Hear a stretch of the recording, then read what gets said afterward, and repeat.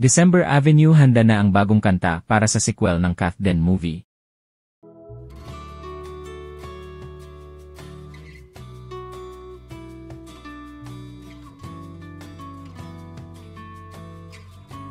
Matapos ang tagumpay ng unang Kath Den movie na Hello Love Goodbye, muling pinag-uusapan ang December Avenue, handa na ang banda sa kanilang bagong kanta na inaasahan nilang magiging theme song para sa sequel na Hello Love Again.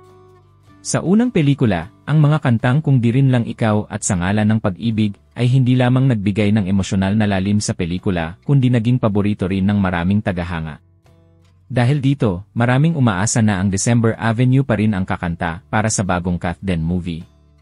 Sa isang interview ibinahagi ng lead vocalist na si Zell Bautista na may inihanda na silang bagong kanta na pinamagatang Paraya. Ang kantang ito ay isinulat ng kanilang drummer na si Jet Danao na hango sa kanyang personal na karanasan sa pag-ibig.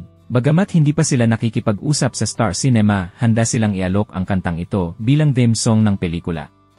Ayon kay Zell, malaking karangalan para sa kanila na maging bahagi ng unang pelikula. At kung bibigyan sila ng pagkakataon, muli masaya silang gagawin ito. Kung sakali man na ibang artist ang mapili, tanggap nila ito at masaya sila para sa magiging bagong kontribusyon sa pelikula.